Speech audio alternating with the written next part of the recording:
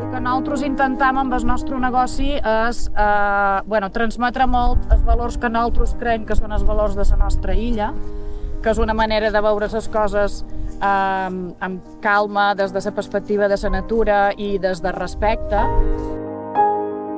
Soc la Catalina Florit i juntament amb Antoni Bosch, que és el meu company, fa 20 anys vam començar aquest projecte que es diu Cavalls Son Àngel. Els nostres cavalls viuen a Son Àngel. Son Àngel és una finca que hi ha al nord de Ciutadella, és una finca que té 260 hectàrees i des del punt de vista de que un cavall el que només té per ser feliç és altres cavalls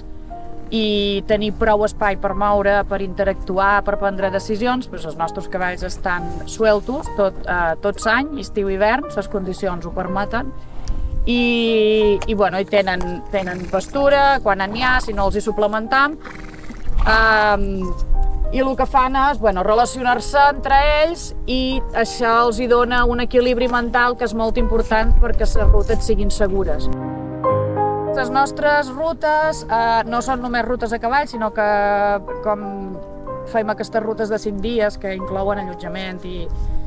donem molta importància a tot, tant a l'allotjament, que sigui un allotjament que identifiqui molt el que és la nostra illa, agroturismes, hotels rurals, hotels d'interior, però molt respectuosos, més petitons i que cuiden molts detalls, i després tot el que és la gastronomia i donem moltíssima importància perquè creiem que és un punt molt fort de la nostra illa i hem vist que la gent ho valora molt i de la mateixa manera que nosaltres ho valorem, ho volem donar a conèixer a la gent que ens visita. Això fa que intentem sempre generar una economia circular, vull dir, que els nostres col·laboradors són gent que nosaltres pensam i ens asseguram que tinguin la mateixa mentalitat que nosaltres, que reverteixen, que pensen a llarg termini, que no pensen en un benefici immediat i el futur ja veurem, sinó que el que volem és que les generacions venideres puguin també viure de la nostra illa i intentar-la respectar el màxim possible. Llavors, el que intentem és que el turisme i el local puguin conviure bé